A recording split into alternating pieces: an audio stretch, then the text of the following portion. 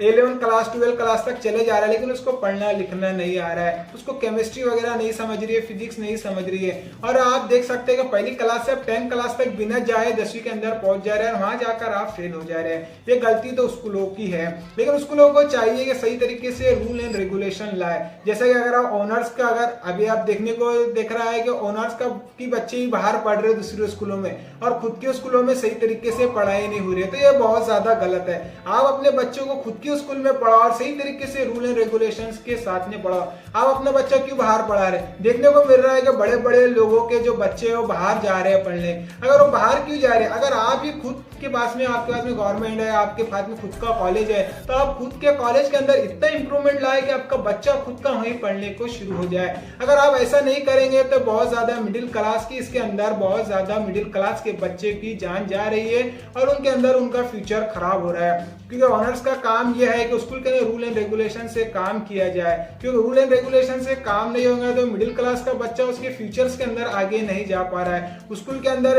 रोज meetings होना चाहिए, बच्चों को होमवर्क चेक करना चाहिए और बच्चों को रेगुलर्स आना चाहिए। 1 क्लास से 10 क्लास तक कोई बच्चा छुट्टी नहीं लेगा और हर बच्चे को रेगुलर आना पड़ेगा और हर बच्चे की वीकली एक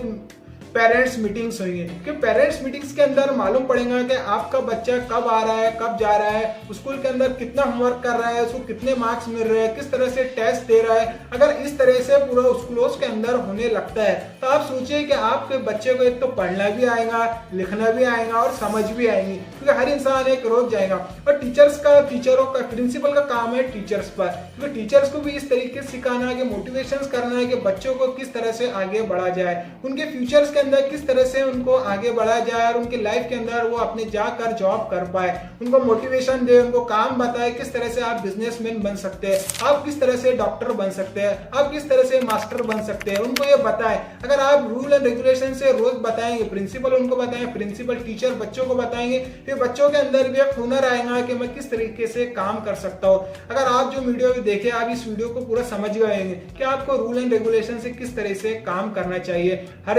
इंसान को मीटिंग्स लेना चाहिए, हर वीकली एक मीटिंग होना चाहिए बच्चों के साथ में और उनके पेरेंट्स भी होना चाहिए और उनको बताना चाहिए किस तरह से बच्चा स्कूल्स के अंदर काम कर रहा है। अगर पूरे ऑनरों और पूरा ऑनर सही तरीके से काम करेगा और स्कूल होगी और प्रिंसिपल भी, तो आप सोच सकते हैं कि हमारी स्कूलें कहाँ जा सकती है और बच्चों के अंदर कितना इंप्रूवमेंट आ सकता है और बच्चे किस तरह से आगे जा सकते हैं और उनको जॉब मिल सकती है। अगर अभी का देखे हाल तो बहुत ज्यादा खराब है, बहुत से बच्चों को देखा जा रहा है कि वो काम नहीं कर पा रहे हैं, 10 क्लास तक पढ़ते हैं या तो 12 क्लास तक पढ़ते हैं, बाद में छोड़ देते हैं, फिर अपना अलग अलग काम करते हैं, एक तो बिजनेस में चले जाते हैं या तो फिर फार्मिंग का काम करते हैं या फिर अलग अलग काम करते हैं, जिस तरह से घर वगैरह बनते हैं उसके अंदर वो बहुत ज्यादा मेहनत करते हैं, जिसकी वजह से उनको पछतावा होता है। अगर आप पहले से ध्यान रखेंगे तो आपको ये पछतावा नहीं होगा। Thank you for watching this video, like share subscribe, comment करके जरूर बताओ आपको वीडियो कैसा लगा।